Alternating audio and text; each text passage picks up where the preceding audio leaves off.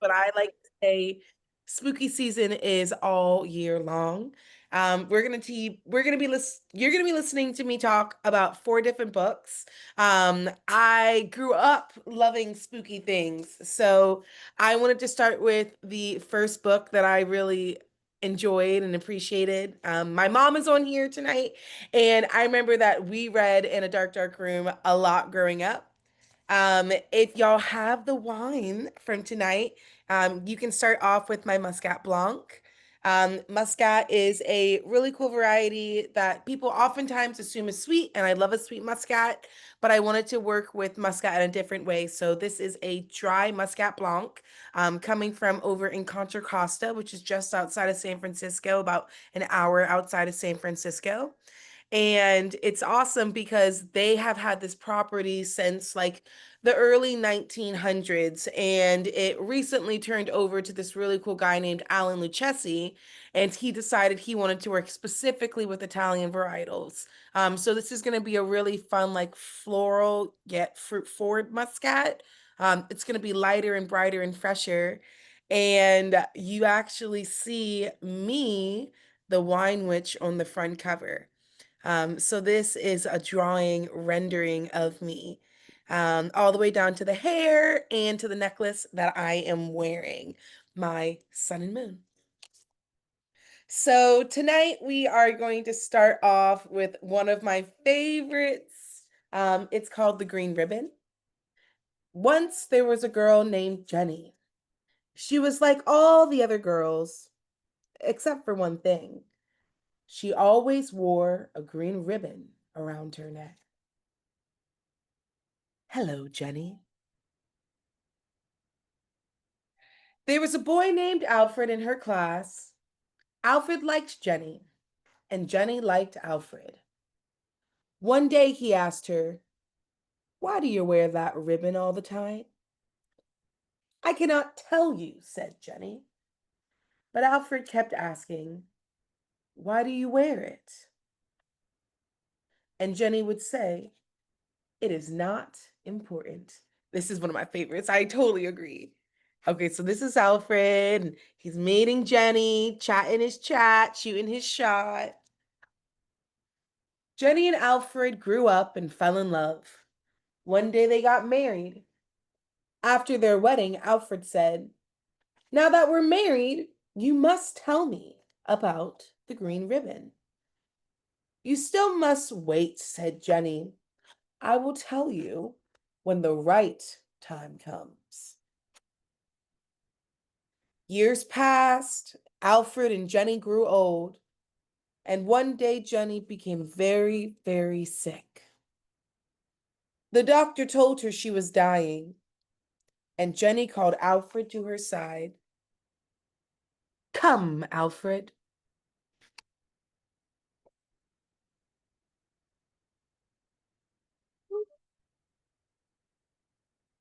"Alfred," she said, "now I can tell you about the green ribbon. Untie it, and you will see why I could not tell you before." Slowly and carefully, Alfred untied the ribbon, and Jenny's head fell off. Dun dun dun dun. I remember growing up, that scared the bejeebus out of me. Um, I've got one more story from this book, and that is called The Night It Rained. Thank you. The Night It Rained. It was late at night. I was driving past the cemetery when I saw a boy standing in the rain.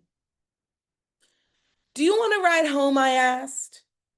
"Yes, please," he said. "I live over on Front Street, next to the school." I handed him my old sweater. "It is cold tonight," I said, "and you are wet. You had better put this on." After that, we did not talk. When he stopped at his house, I said, "Keep the sweater. I will get it tomorrow." "What is your name?" "Jim," he said. Thanks for the ride. All right.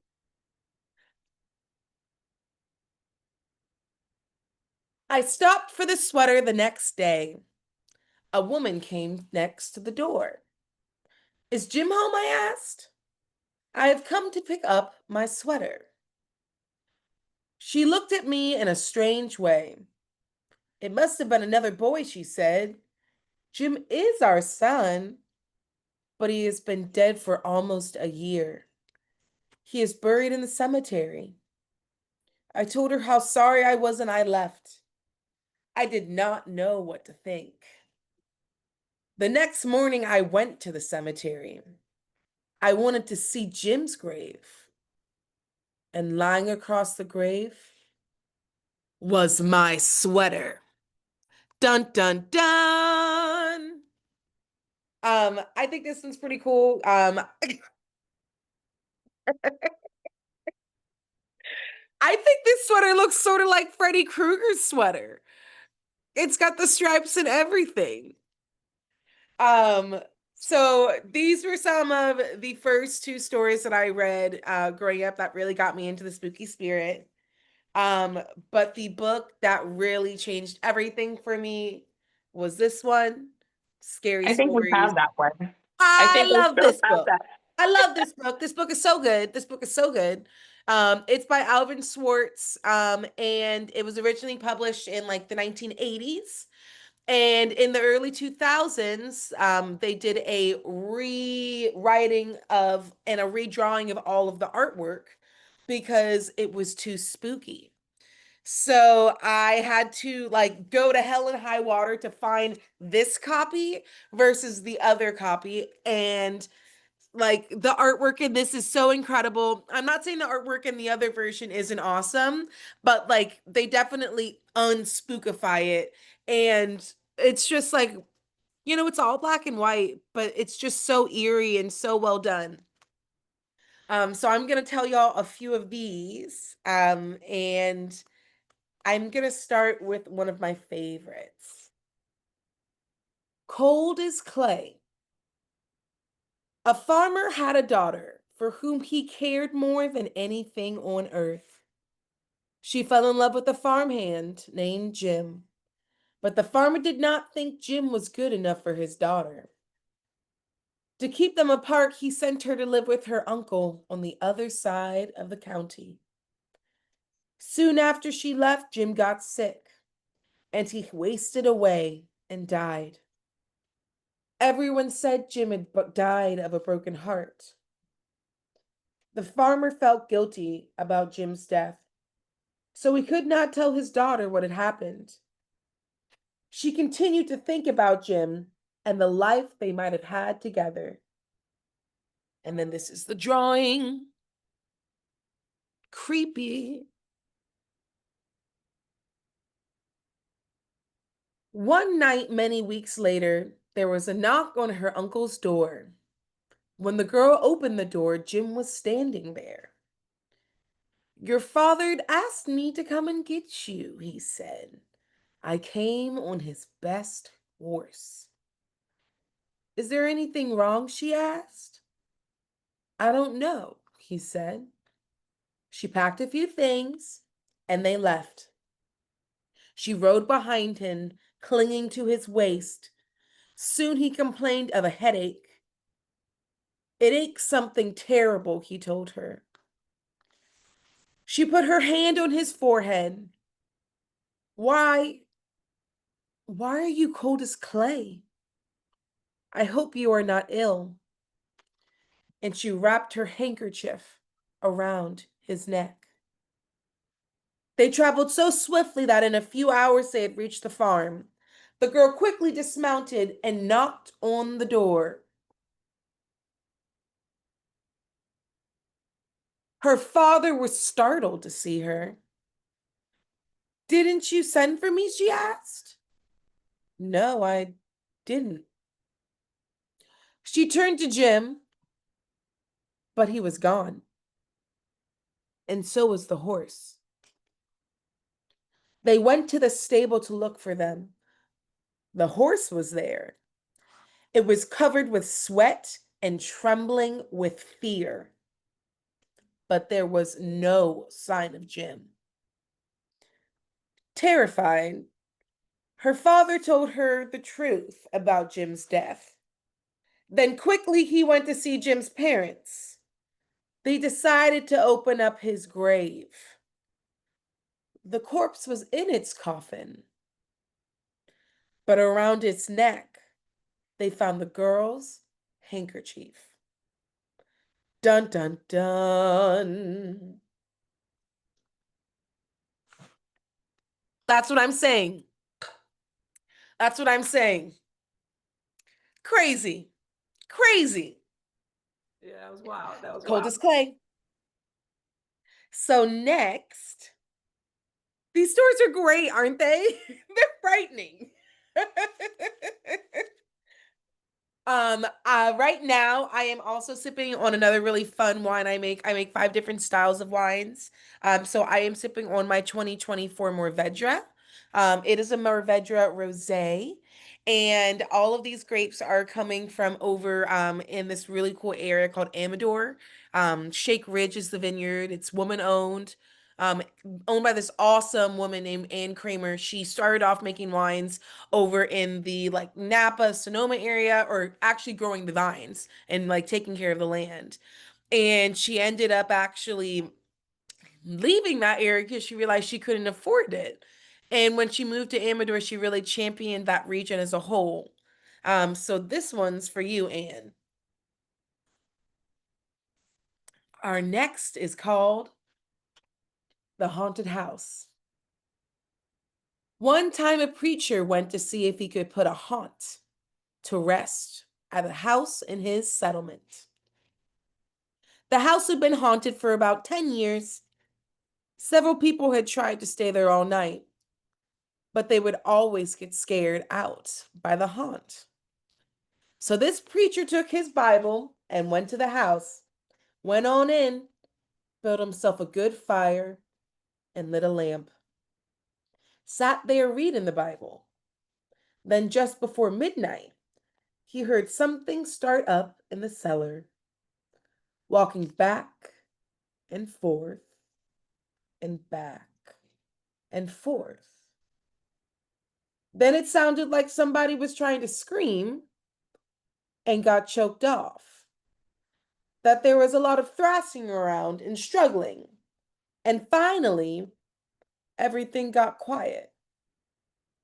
The old preacher took up his Bible again, but before he could start reading, he heard footsteps coming up the cellar stairs. He sat watching the door to the cellar, and the footsteps kept coming closer and closer. He saw the doorknob turn, and when the door began to open, he jumped up and hollered, "What do you want?" The door shut back easy like, and there wasn't a sound. The preacher was trembling a little, but he finally opened up the Bible and rested a while. Then he got up and laid the book on the chair and went to mend the fire. Then the haunt started walking again and step, step, step up the cellar stairs. The old preacher sat watching the door, saw the doorknob turn, and the door open. It looked like a young woman. He backed up and said, "Who are you? What do you want?" The haunt swayed like she didn't know what to do. Then she faded out. The old preacher waited, and when he didn't hear any more noises, he went over and shut the door. He was sweating and trembling all over, but he was a brave man, and he thought he'd be able to see through. So he turned his chair to where he could watch and sat and waited. No way would I wait. I'm not waiting. I'm out of there. It wasn't long before he heard the haunt step up again. Slowly, step, step, step. Closer and closer. It was right at the door. The preacher stood up and held his Bible out before him. Then the knob turned slowly, and the door opened wide. This time the preacher spoke quiet like. He said, "In the name of the Father, the Son, and the Holy Ghost, who are you and what do you want?" The haunt came right across the room, straight to him, and took off his coat. Her hair was torn and tangled, and flesh was dropping off her face so he could see the bones and parts of her teeth. She had no eyeballs, but there was a sort of blue light way back in her eye sockets. There was no nose in her face. She began to talk. It sounded like her voice was coming and going with the wind as it blows. She told how her lover had killed her for her money and buried her in the cellar. She said if the preacher would dig up her bones and bury her properly, she could rest. And then she told him to take the end joint of the little finger from her left hand and to lay it in the collection plate at the next church meeting. And he'd find out who had murdered her. And she said, "If you come back here once more after that, you'll hear my voice at midnight. And I'll tell you where my money is hid. And you can give it to the church." The haunt sobbed like she was tired, and she sunk downwards towards the floor and was gone. The preacher found her bones and buried them in the graveyard. The next Sunday, the preacher put the finger bone in the collection plate, and when a certain man happened to touch it, it stuck to his hand. The man jumped up and rubbed and scraped and tore that bone, trying to get it off. Then he went to screaming like he was going crazy.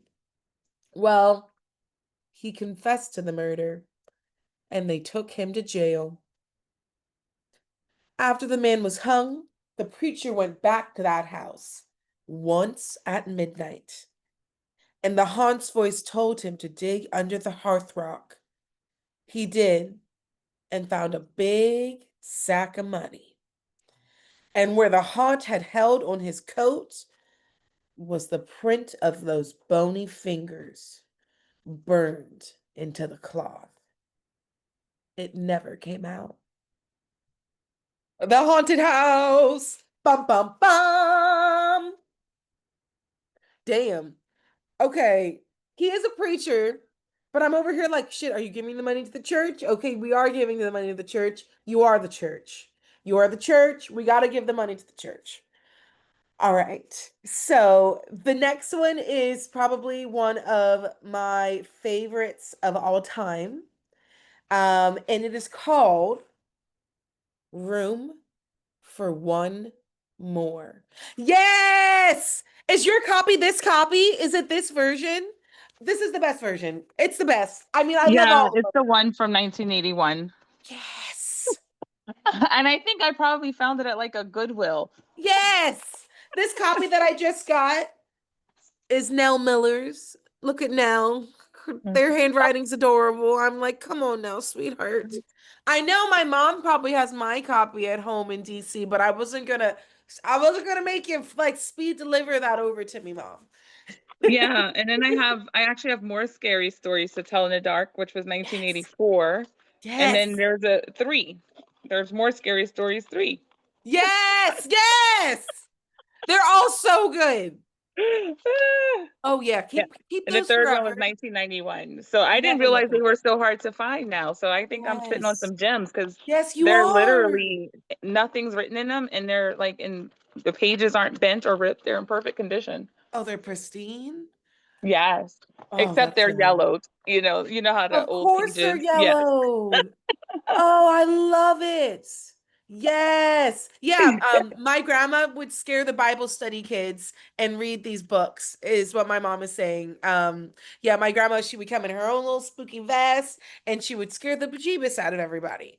Um, these books are awesome. These books are awesome. Yeah. Keep them It's for as long hilarious. as you can. It's hilarious what they let us read when we It's were so hilarious what little. they let us read. I'm like, look at this creepy alligator. Frightening looking. Meanwhile, I couldn't even get through Goosebumps. I Yes. love me some goosebumps. I still, There's a new still be having Goosebumps out nightmares from right Oh, you now. know Goosebumps. we got some goosebumps. Oh, we got some goosebumps. Oh, yeah, we got some goosebumps. Um, we're gonna do two more from this one, and then we're gonna transition into the 30 tales of Goosebumps. We're not gonna read all 30, but we're gonna read my favorite.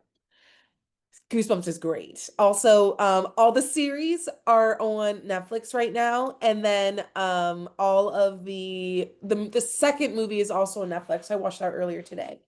Okay, so this one is called Room for One More. A man named Joseph Blackwell came to Philadelphia on a business trip. He stayed with friends in the big house they owned outside the city. That night they had a good time visiting. But when Blackwell went to bed, he tossed and turned. He could not sleep. Sometime during the night, he heard a car turned into the driveway. He went to the window to see who was arriving at such a late hour. In the moonlight, he saw a long black hearse filled with people. The driver of the hearse looked up at him. When Blackwell saw his queer, hideous face, he shuddered. The driver called to him, "There is room for one more." Then he waited for a minute or two and he drove off.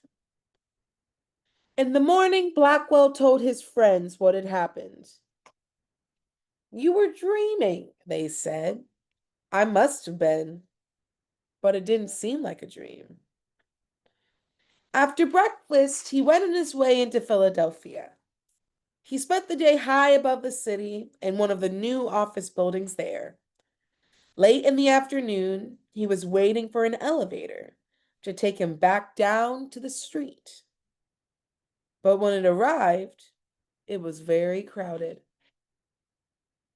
One of the passengers looked out and called to him, "There's room for one more." It was the driver of the hearse. "No thanks," said Blackwell. "I'll get the next one." The door closed, and the elevator started down.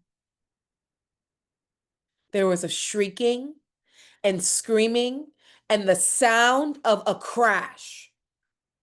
The elevator had fallen to the bottom of the shaft.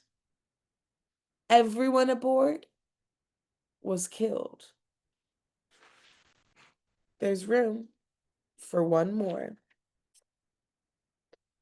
Dun, dun, dun. I know that one's pretty creepy. It's like fast and it's concise, but you're like, damn. Sometimes, honestly, like I feel like this one was like an introductory to like Final Destination, like you can see the signs, you can see the things around you, and sometimes you don't get on that elevator. Sometimes you don't drive behind that truck full of logs. Sometimes you don't take the flight to Paris. Sometimes you don't take that penny. Tony Todd, rest in peace. Agreed. Absolutely agreed. Okay, I've got one more from this book. And this one's really great. I this I think reading this book was probably the first time I heard this story, but I've heard it a few different renditions, like on different like podcasts and short audiobooks, and it's called High Beams. And it's cool because The last time that I really listened to high beams, I was living in San Luis Obispo, California, which is about 4 hours south of Napa, Sonoma, where I live now. And I was working in Paso Robles at the time, and I was driving from Paso back down to San Luis Obispo and driving down this huge grade called the Cuesta Grade. Grade, not grave. Whew.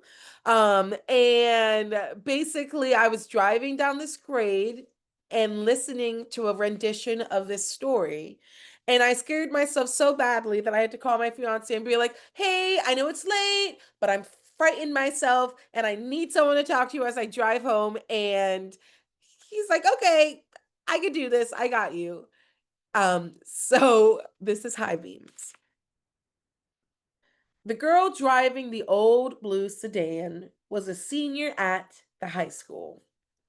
She lived in a farm about 8 miles away and used the car to drive back and forth. She had driven into town that night to see a basketball game. Now she was on her way home. As she pulled away from the school, she noticed a red pickup truck follow her out of the parking lot. A few minutes later, the truck was still behind her. I guess we're going in the same direction, she thought. She began to watch the truck in her mirror.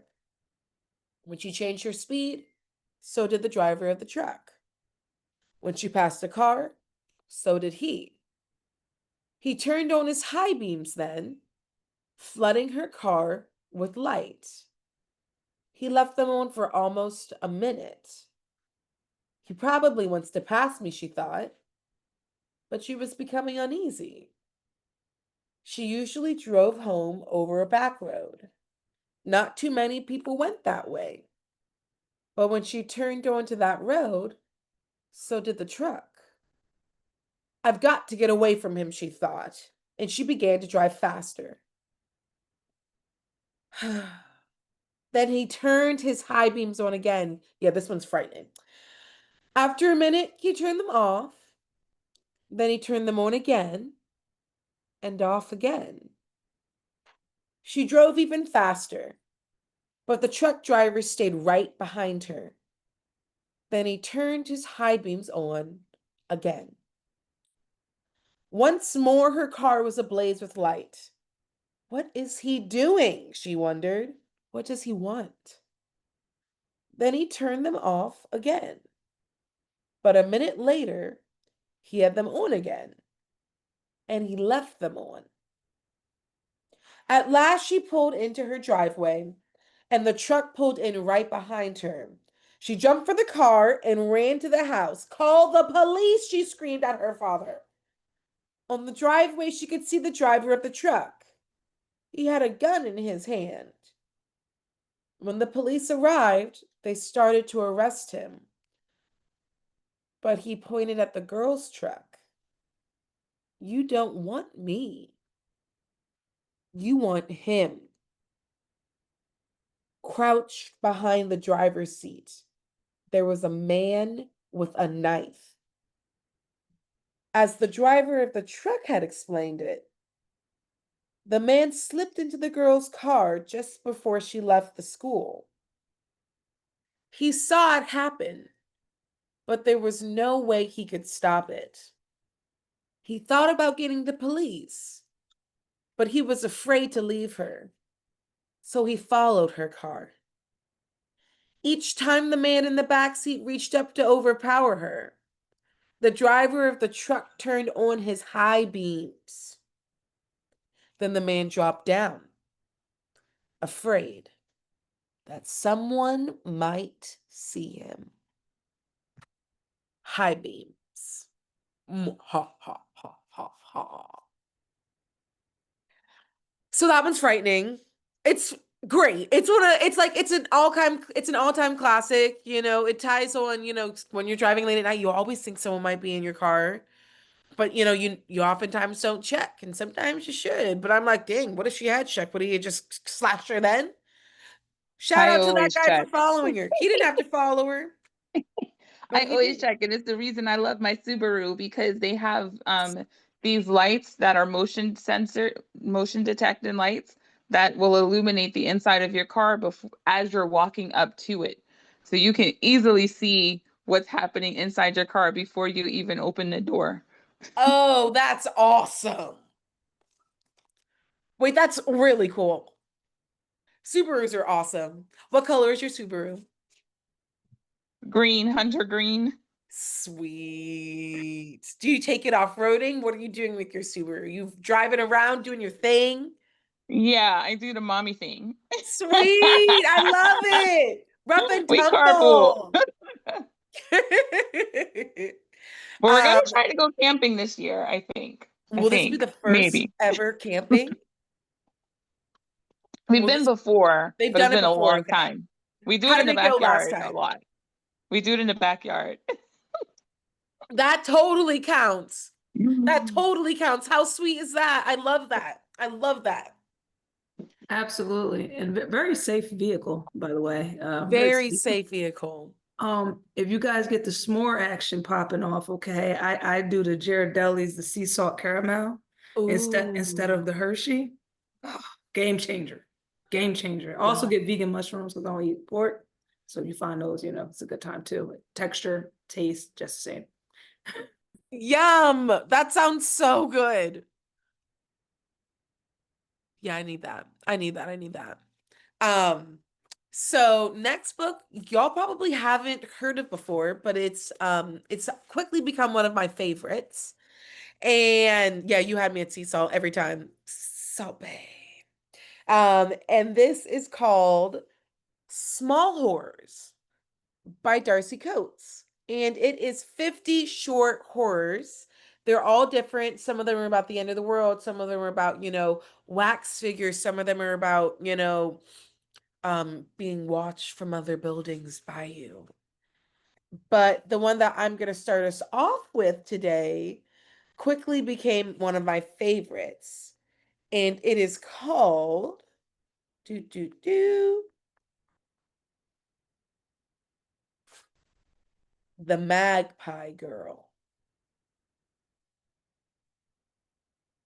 Where are you, Magpie Girl? I know I saved you. Here you are. Dun dun dun.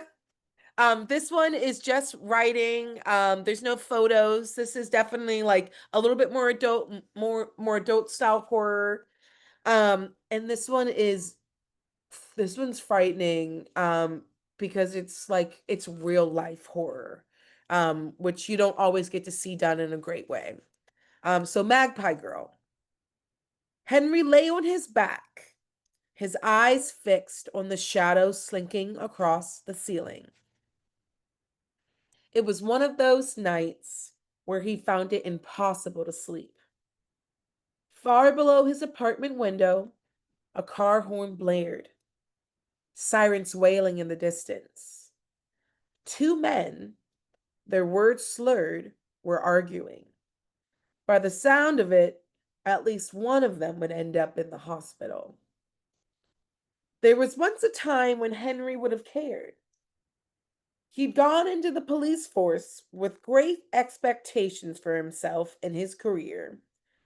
I won't be like the others, he told himself. I won't go crooked. Every move, every action will be for the benefit of this city I love. Well, that sounds unlikely, but okay. If it had been any other sort of night, he might have laughed at his own naivete. Instead, all he could do was watch the shadows, which looked so much like a woman's finger. He'd made mistakes along his path, of course. Laziness had gotten the better of him on a few occasions and delayed justice. He'd accepted a couple bribes. Looking back on it, he was almost certain he'd sent an innocent man to jail. But his worst offense, the mistake that haunted him in his old age, was the Magpie Girl. He'd been on shift when she'd come into the station. One glance was all he needed to make an assessment. Her hoodie was old and stained. She wore leggings even though it was winter. Her hair, bleached blonde with the brown roots showing, had been dragged into a messy bun on the top of her head. The way she held herself, slouched, her shoulders hunched and head down, and dark circles around her eyes, had earned her a damning label. Druggy. At the time, Henry had been proud of himself for listening patiently to her story. He'd heard some wild stuff in his days, but hers had taken the cake. Her boyfriend was into the occult type stuff. He owns a heap of those old books with weird symbols on their covers, she'd said. He's building up something bad, trying to trap a soul into its body. Henry had idly wondered what she was on. One of those psychedelic drugs, he'd assumed at first. But her focus and intensity made him lean more towards coke, or possibly even an experimental custom brew. Her story had gradually grown wilder, and Henry had been too fascinated to stop her.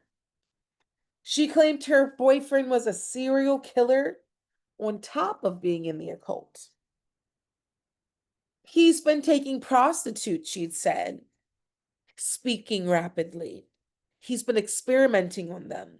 It never works, of course, but he keeps trying. When they die, he bags them and hides them out in our apartment walls. They've been so many of them. There have been so many of them, at least 12 in the last year. Does he space them out to one a month? Henry had asked. Or did he blow through his budget in a few weeks? It had been a joke. A stupid, cruel, horrible joke. If Henry were capable of going back in time, he would have slapped himself. A range of expressions crossed the woman's face. Henry had glimpsed confusion, then shock, then hurt that was quickly hidden behind outrage. You're supposed to help, she spat, pulling back from the desk. I can help you get into rehab, Henry had said, unable to keep the laughter outside of his voice. As she stormed out of the station, one of Henry's coworkers gave him a look that clearly said, "Did you have to go that far?" Subconsciously, Henry had known he'd crossed the line. He even felt a twinge of shame as the station's door slammed. But other matters had pulled on his attention. The mysterious woman was all but forgotten by the end of the day. He thought that he would never see her again. As he lay in his room watching the shadows at 2 in the morning, as far from sleep as was possible for a human to be, Henry would have given anything to have been right. A week later, he'd responded to reports of a homicide in one of the worst parts of the city. He recognized that girl immediately. Her eyes were a little more sunken, and the dark hair's roots a couple inches farther advanced than he had remembered. But the face was familiar. The rest of her, borderline unrecognizable. She'd been laid out in the center of a shabby room, her blood seeping into the cheap gray carpet, her hair spread in a halo above her head. Her killer had sliced her open with surgical precision and peeled strips of her skin back, laying it out beside her like an animal hide rug. Henry couldn't even fathom what had been done to her. Candles had been placed on exposed rib bones. Ink ran between her intestines, and congealed mess of something that pathology had later identified as chicken blood was mixed in. Henry's partner had fled from the room to retch in the hallway. The shock had lasted for a long time. No one else seemed to remember the girl's visit to the police station. And Henry, terrified of what the repercussions could be of his negligence, made it into the papers. He kept his lips sealed. He tried to remember as much of the bizarre discussion as he could, but it only came back in fragments. One part that he had stuck with was the imagery of a multitude of bodies bagged and stored in the walls. He nonchalantly instructed some junior officers to search behind the plaster for possible hidden weapons. And sure enough, a cascade of decaying ghost white plastic shrouded bodies tumbled from behind a fake wall. A suspect was apprehended. The trial dragged on for years. Every time he was called up to give testimony, Henry had wanted to tell them how the girl had come to see him just a week before her death and told him about his serial killing, occult obsessed boyfriend.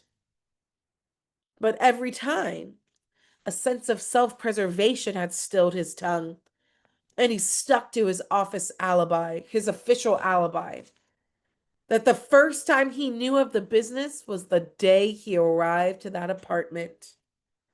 A combination of wormy lawyers and a lack of evidence saw the suspect go free. As far as the state was concerned, it was an unsolved case. The police were still working on it, picking up tips as they came in and hoping to get lucky, but there wasn't much hope of a resolution. The killer had been perfectly methodical with his butchering. If he left DNA, if he had left DNA, it hadn't been found. The apartment had been rented under a fake name, and no one knew much of anything of the occupants, who had arrived and left in the early hours of the morning. They never even figured out the girl's real name. The media had named her after the apartment block, the Magpie Girl. Henry didn't have any doubts about the killer's identity. He'd see the way the boy had smirked when the non-guilty verdict was handed down.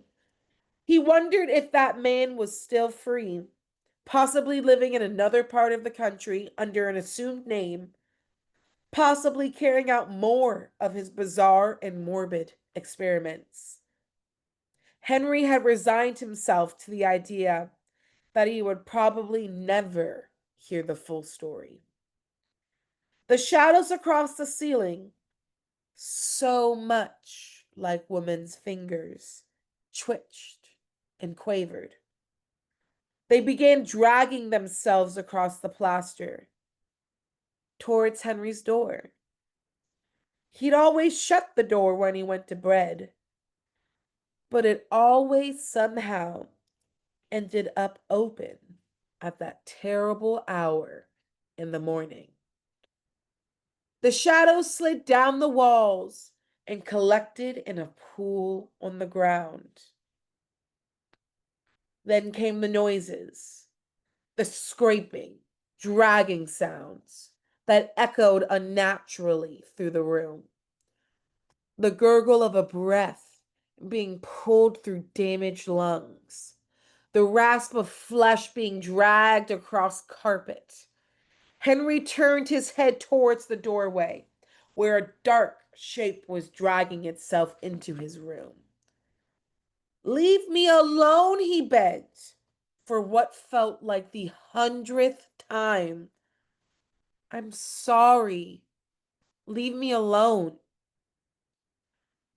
The corpse raised its head, as it always did, and Henry caught a glimpse of her body, sliced open, the flaps of skin dragging across the carpet, her eyes cold and dead, fixed on the retired policeman, and the magpie girl stretched a hand forward to drag herself closer to her victim. The magpie girl. Frightening. Frightening. I don't want anybody dragging towards me, but he deserves it because he's a crooked cop. And it's literally what happens all the time. The magpie girl. Frightening. I'm gonna stand up real quick just so I can turn another light. But that's such a good one. Such a good one. I found this book earlier this year when I was in Seattle for a woman in wine event. And Seattle, known for their bookshops. I remember I flew in by myself and walked around and explored around. And then my partner came and joined me, halfway through, and we got to adventure more. But one of my favorite things wherever I go is to purchase a book and to get something spooky and scary and fun. It's sweet when me and Haven got engaged. I didn't even realize that we were getting engaged because he always thinks of fun activities and fun ideas. And we ended up going to a bookshop when we were getting engaged that weekend as well. So books and reading and spooky things, it's important to me in all aspects of my life. We're gonna do another story from this lovely book. And There are a few questions in the chat regarding which oh, wine you want. yes. Okay.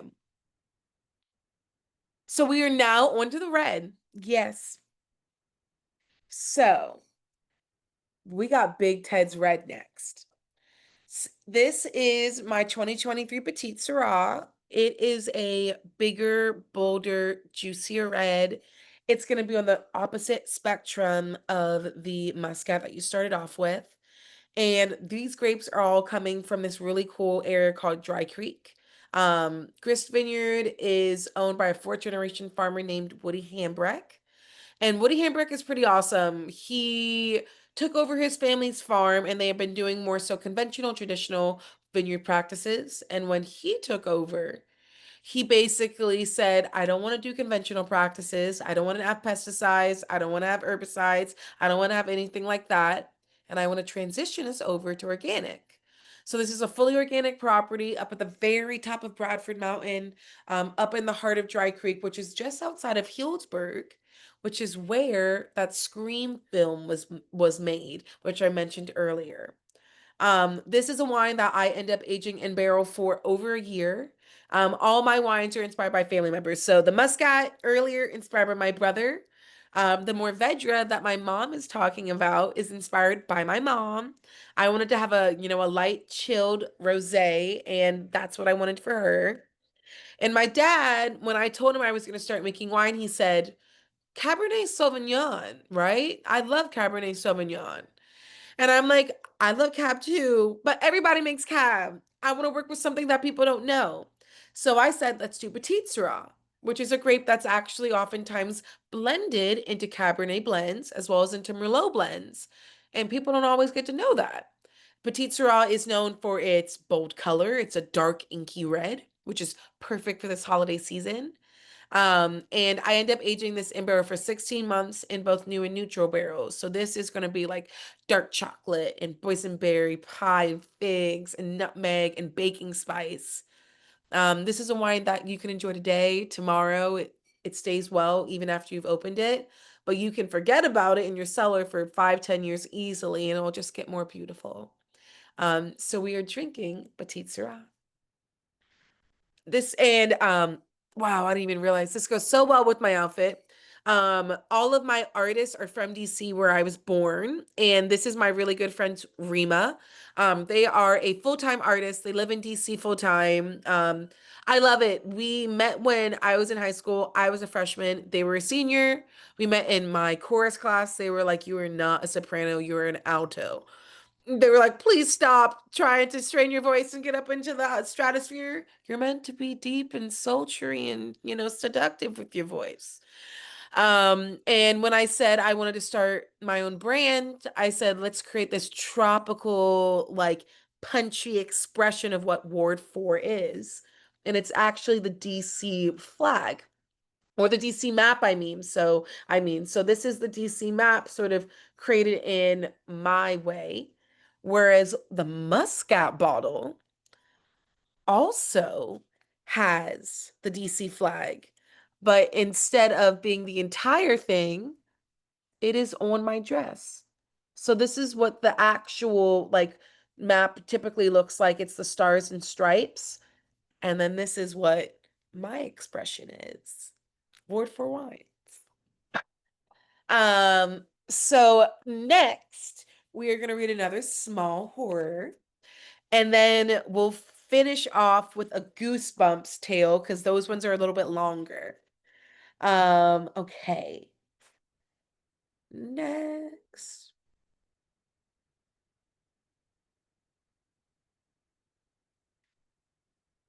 This next one is called Tune. Dan woke with the song looping through his mind. Its tune, low and slow, seemed familiar. He lay on his back for a few moments, listening to the notes and trying to place where he'd heard it before. It felt connected to his childhood. It's from a kid's TV show, maybe. He glanced to his left. His girlfriend Jenny was still asleep. He moved to wake her then, remembered that it was a Saturday and she could sleep in. Dan sighed and rolled out of the bed, slipped his shoes on, and shuffled to the bathroom. As he brushed his teeth, he found himself tapping his left hand on the sink, in time with the song's beat. It was bothering him that he couldn't place it. It had a very specific tune, and he knew it meant something, or it was used for something, or started something. But what? By the time Jenny came out of the bedroom, Dan was already nearing the end of his second bowl of cereal. She bent low over the table to see his face and gave him a warm smile. What's buzzing around your bonnet this morning? Hmm?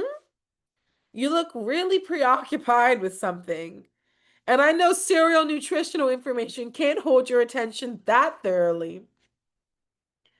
Dan laughed and replaced the cereal box on the table.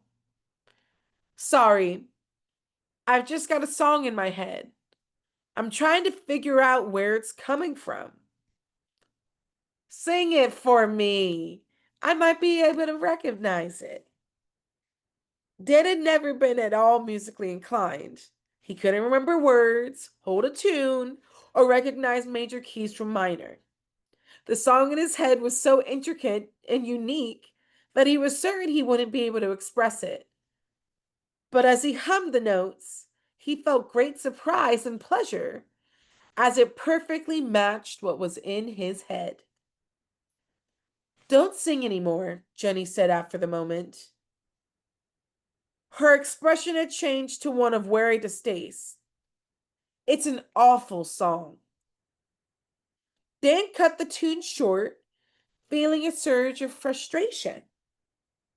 It felt somehow disrespectful and wrong to not complete the tune, like only singing half of the national anthem. Why? Do you know what it is?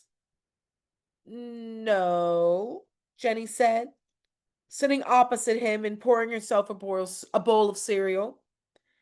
Her face was still scrunched up, as though she'd smelled something bad.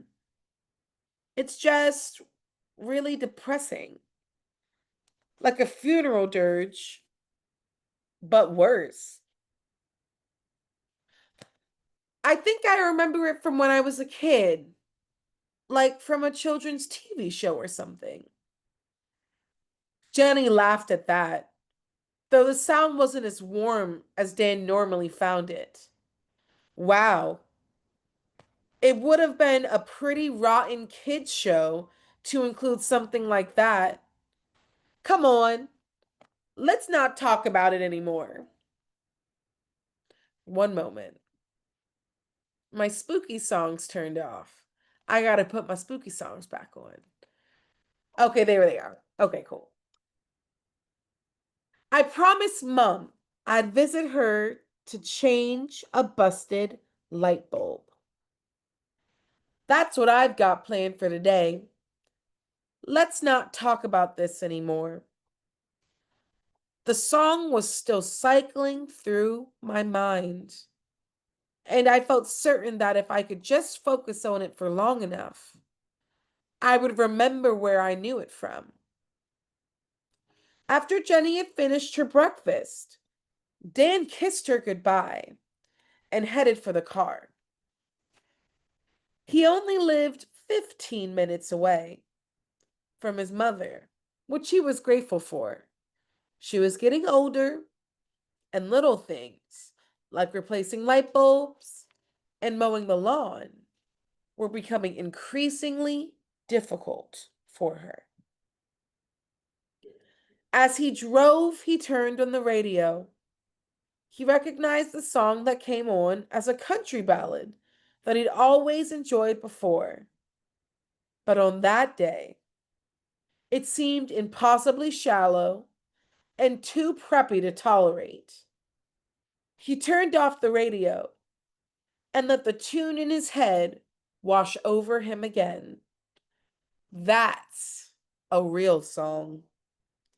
He found himself thinking about the notes looped endlessly throughout his mind. It's got depth and heart and meaning. By the time he'd reached his mother's house, he was humming the song again and enjoying the way he could reproduce the chords perfectly. Dan's mother greeted him with a hug and a warm kiss. He wasn't sure if he was still growing or if she was shrinking. But she seemed to be getting smaller with each visit. She'd let him into the kitchen where the bulb above the sink had blown the night before. "This'll be fixed in a jiffy," Dan said, drawing a chair under the light while his mother put the kettle on. Even though the task would only take a moment, Dan knew he wasn't likely to leave the house for a solid hour or more.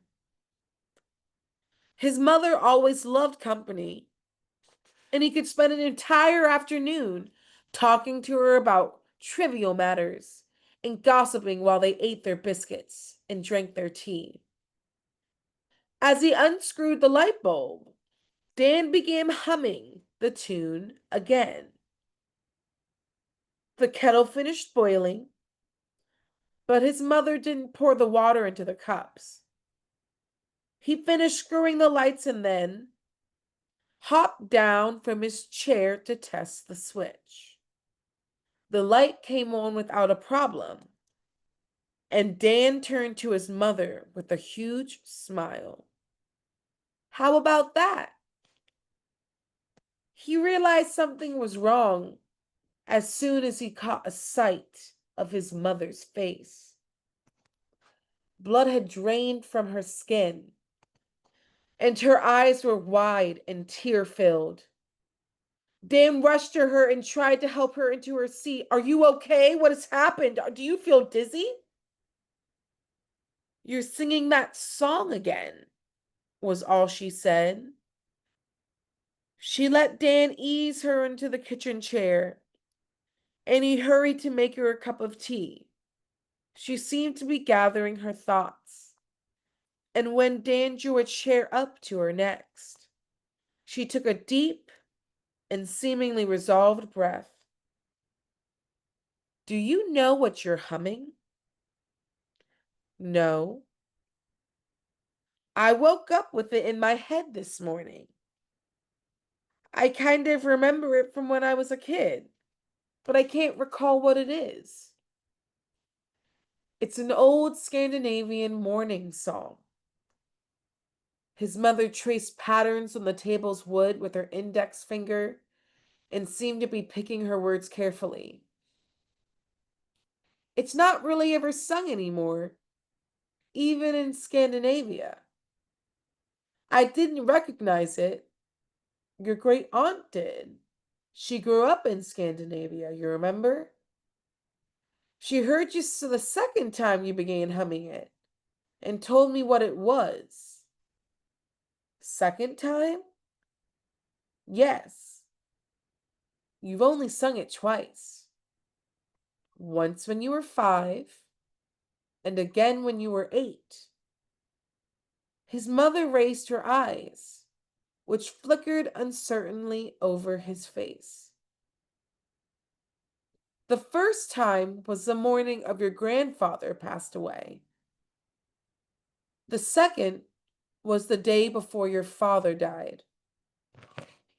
Dade stared at his mother, unsure of what to say, unsure of what could be said, as the song looped through his head relentlessly. Tune. Well, I think you should stop singing that tune and probably hang out with your mom and not, like, just not jinx it. Really just be careful and hope that your mom stays alive. And never sing that tune again. Also, Scandinavian tune sounds frightful. Frightful. So, our final tale of the night comes from a book that I had when I was growing up in DC. It was gifted to me by my grandmother, Tony, and it's called 30 Tales to Give You Goosebumps. This is another example of a book that there's multiple. So there's 30 tales to give you goosebumps, and then there's 30 more tales to give you goosebumps, and then 30 more tales to give you goosebumps. Done by the amazing R.L. Stine. I was gifted this book in 2006. It was a Christmas present. I'm pretty sure I had my grandmother take me to Politics and Prose, which is a awesome like local bookstore in DC. It's an institution. So my little note on the front says Merry Christmas to Justin from Grandma 2006. And then underneath I wrote, if lost, please return to Justin Trabue. So I think that's pretty sweet. My grandma wrote in cursive, and then I wrote little smiley faces underneath. Um, so the story that we are going to do tonight. Okay, let's see. I've got 3 options. So let me see. I think we're gonna do the perfect school. So, the perfect school. Going to boarding school was not my idea of a great time. It was not my idea at all.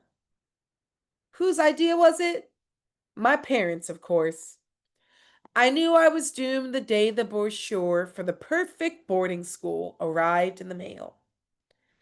The slogan on the cover read, "Why settle for anything less than perfect?"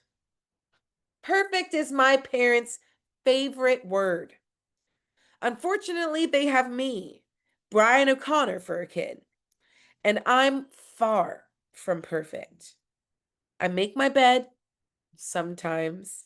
I take a shower sometimes.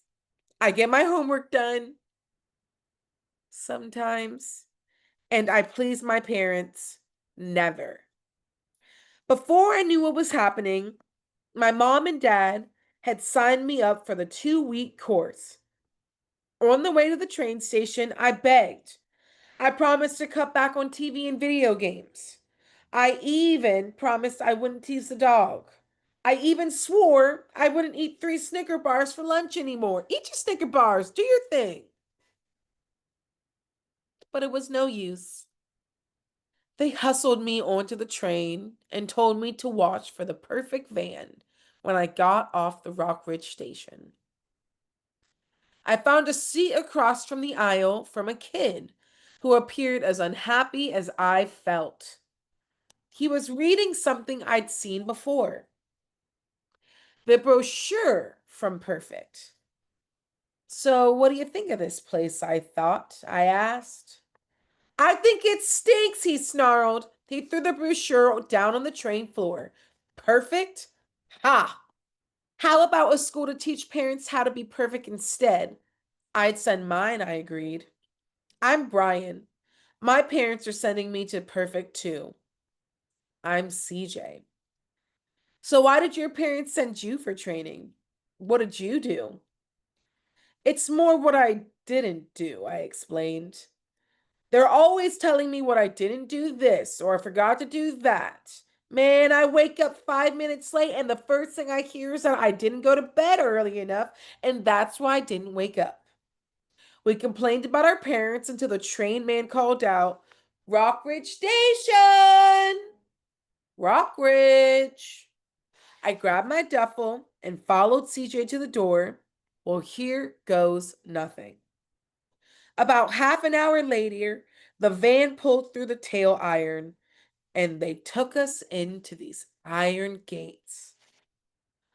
The driver parked near a row of kids, standing behind a sign that said, Perfect Graduates. These kids were weird. Their line was ruler straight. Each kid wore a gray uniform. Each kid stood straight up and straight forward. Each kid held a gray suitcase in their left hand. They stood in silence, waiting for their parents to pick them up. Is that what my parents want me to turn out like? I asked myself.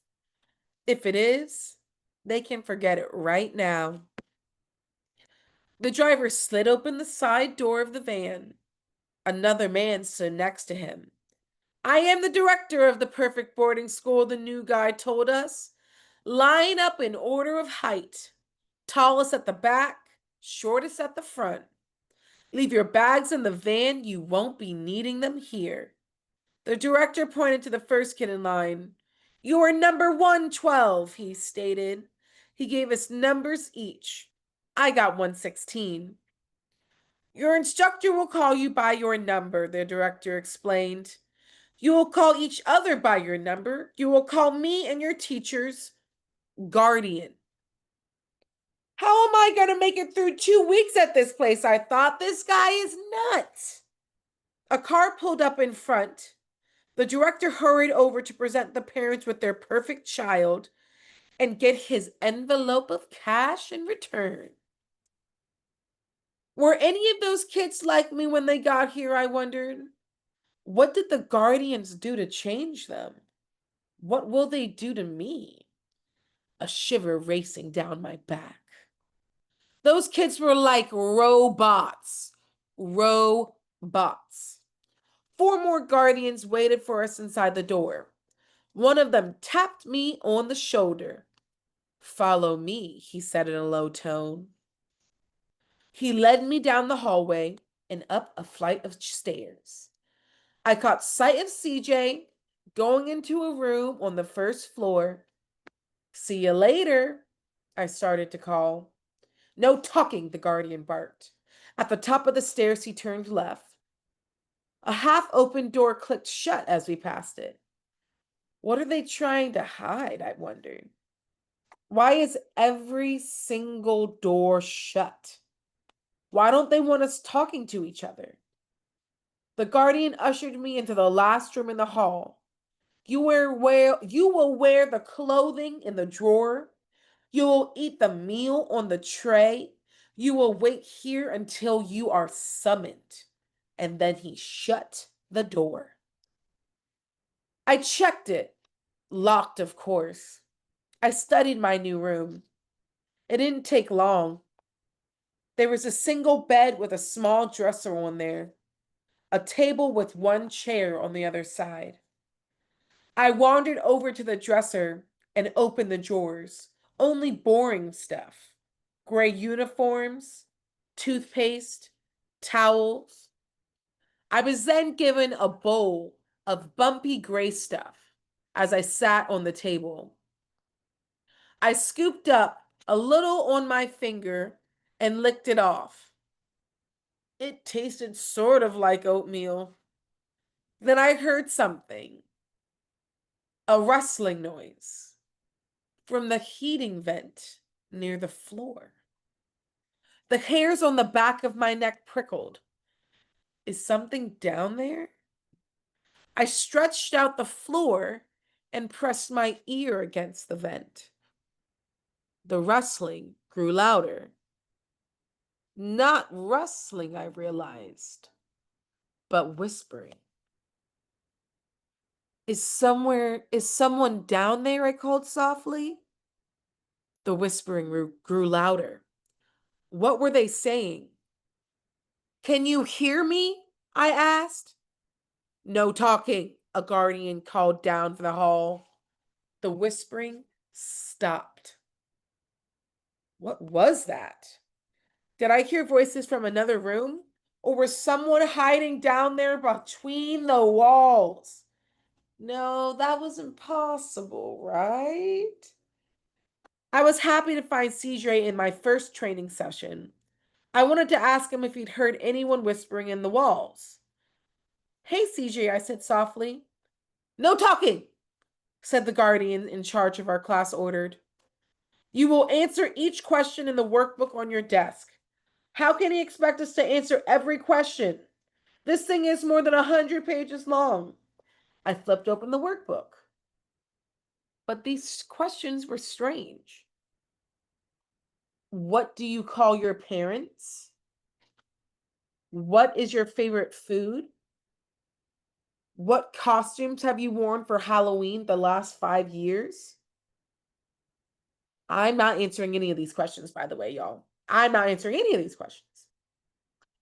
Why did the Guardians want to know all of this stuff? They already knew way too much about me. So maybe I could confuse them a little. I call my father Featherhead and my mother Jellyface. My favorite food is lumpy gray oatmeal, and every single Halloween I dressed up as the three-humped camel. I tapped CJ on the shoulder and held up my workbook so he could read my answers. CJ snickered. A strong hand grabbed my shoulder. Number 116. You are a distraction to others. You will be placed in the special training course. The guardian marched me into the front of the room and hit a small buzzer underneath his desk. Another guardian appeared at the classroom door. Take 116 to the pattern room. His training is being sped up. As the second guardian herded me out the door, I glanced back at CJ. Sorry, he whispered. My mouth felt dry as I followed the guardian through the hallways. I tried to swallow, but I couldn't. I didn't know what the special training course was, but I definitely didn't want to be a part of it. As the guardian turned the corner, a little girl looked over to me. Do you know what they're going to do? A guardian opened the door across the hall and called the girl inside. I slumped back against the wall. I was never going to find out what was going on in this creepy place. I sighed and closed my eyes. Then I heard the whispering again. It was coming from the wall behind my head. The whispers grew stronger. I pressed my ear against the wall. Careful, careful. Don't go to the pattern room, a voice cried. Don't go. And then the door to the pattern room opened, a guardian ordering me inside. I felt my legs trembling. I hoped the guardian couldn't tell how scared I was. Slowly, I stepped inside the room. It looked like my doctor's office, a scale, an examining table. Step onto the scale. Bye bye. The guardian entered my height and weight into his handheld computer. Then he looped a tape measure around my head and recorded the information. He measured every part of my body, down to my toes as well as my tongue. Why does he need all of these measurements? Some scientists hooked wires up to a mouse and then dropped it into a maze. Every time it made a wrong turn, they gave the mouse a shock. Maybe that's what my guardians are trying to do to me. Maybe they would give me a shock every time I did something that my parents wouldn't like. They picked up a color wheel from the counter and held it up to my eyes, trying to find a color that exactly matched. More confused than ever, I had to find a way to escape. I didn't find a way to escape. I found an empty office. I found a phone. I grabbed it. I dialed my home number. The phone rang once. The phone rang twice. Please answer, Mom, I begged. I heard footsteps approaching the door. Answer, please. 5 rings. Hello? Mom, I whispered. You have to get me out of this place. Something weird is going on here. I'm scared. Brian, you just got there yesterday. Give it a chance. But they. A cold hand pulled the phone away from me. I spun around. Hello, Mrs. O'Connor, he said. This is the school director. Your son Brian will be ready early. Truly special gifted children often finish our program before the others. Yes, first thing tomorrow will be fine. The director hung up the phone and marched me up to my room. You have made your last error, he told me. And he shut the door behind. What is that supposed to mean? I wondered. Are they still planning to give me the special treatment? Or are they sending me home imperfect? I flopped down on the bed. Every time I heard footsteps in the halls, I thought a guardian had arrived to take me for training. As I finally dropped to sleep, I had a dream about looking for my dog at the pound. All the dogs were whimpering. And when I woke up, the whimpering continued. I jumped up and scrambled over to the vent. I peered down far below me, and I saw a dozen of glittering eyes. Save us, a voice cried. Save us and yourself. Robots, another voice whispered. The school makes you a robot. They send home the robot in your place, a perfect robot, and then they make you live down here where no one can ever find you. So that's why the Guardians had asked those questions and took my measurements. They were making a robot of me to send home to Mom and Dad. My whole body trembled. I could barely breathe. What do? I demanded. How can I? Shh. Someone's coming. Another voice warned. The eyes disappeared back into the darkness. I had to get out of my room. I tore a piece of paper off the sheet lining one of the dresser drawers. Then I knocked lightly on the door. No answer. I knocked louder. Yes? A guardian called. I need to go to the bathroom. He opened the door, and as I passed through, I shoved the paper into the lock. The guardian escorted me to the bathroom, and they returned me to my room. He shut the door firmly behind him. I waited a few minutes, then tried the door. It opened. The paper kept the door from locking. I grabbed my spoon from the table and opened the door a crack. When the guardian was looking in the opposite direction, I hurled the spoon down the hall as far as I could. The guardian heard the clattering sound and turned toward it. I slipped out of my room and ran down the hall to the other way. So far, so good. I crept down the stairs. What are you doing down here? Someone demanded. Nothing, I stuttered. Then my eyes adjusted to the dark hallway. CJ, it's you. I was so glad to see him. We've got to get out of this school now, I told him. His eyes bulged in surprise. Huh? There are kids trapped behind the walls. We have to save them. And us, I exclaimed, tugging his hand. Follow me, CJ answered. I know where to go. CJ grabbed my arm and led me around the corner, down a short hallway. He pressed on a wall panel and it slid open. Quick! In here! It leads outside. Fuck no, I'm not going down there. I'm sorry, but no. Great, I cried. I ducked my head and started into the narrow opening. To my surprise, I only saw darkness and heard whispering voices, shuffling feet. Hey! I spun around to CJ. This doesn't lead outside, I protested. This is where all the kids are hidden. Sorry, CJ replied in a low, cold voice. This is where you will be hidden too, Brian. I work for the Guardians. My job was to guard you. No, I shriek. Let me out. Let me out. But to my horror, the wall panel began to slide shut behind me. You totally could have. I would have rather my arm get decapitated than be stuck back there, y'all. Thank you very much, director, my mother said. Brian looks so perfect. She admired my gray uniform, my perfectly brushed hair, my perfect smile. I stood straight as an arrow. I faced forward as a good robot should. I held the gray suitcase in my left hand, as all programs are.